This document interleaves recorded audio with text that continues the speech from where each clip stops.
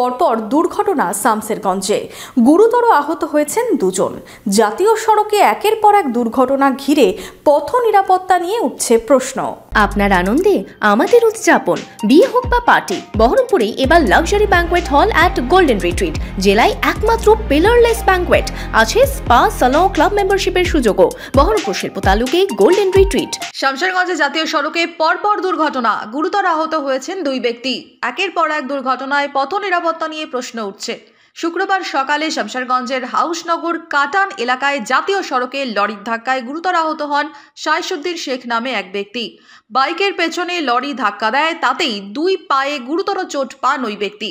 তাকে অনুপনগর হাসপাতালে নিয়ে যাওয়া হলে জঙ্গিপুর মহকুমা হাসপাতালে স্থানান্তরিত করা হয়। অন্যদিকে এদিন দুপুরে ফের চকসাপুরে দুর্ঘটনা ঘটে।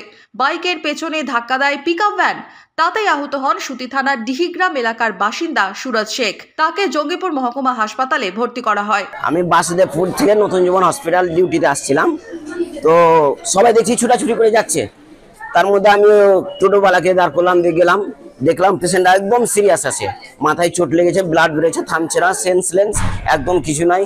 তাড়াতাড়ি করে ধরে উঠিলাম, একটা অ্যাম্বুলেন্সকে বললাম, তো কোনো গুরুত্ব দিল না, বেরিয়ে গেল।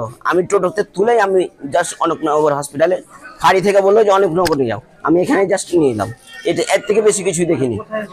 ওটা চকসাপুর ব্রিজের ওপরে একদম। জাতীয় সড়কে একের পর এক দুর্ঘটনায় পথ নিরাপত্তা নিয়েও প্রশ্ন উঠছে।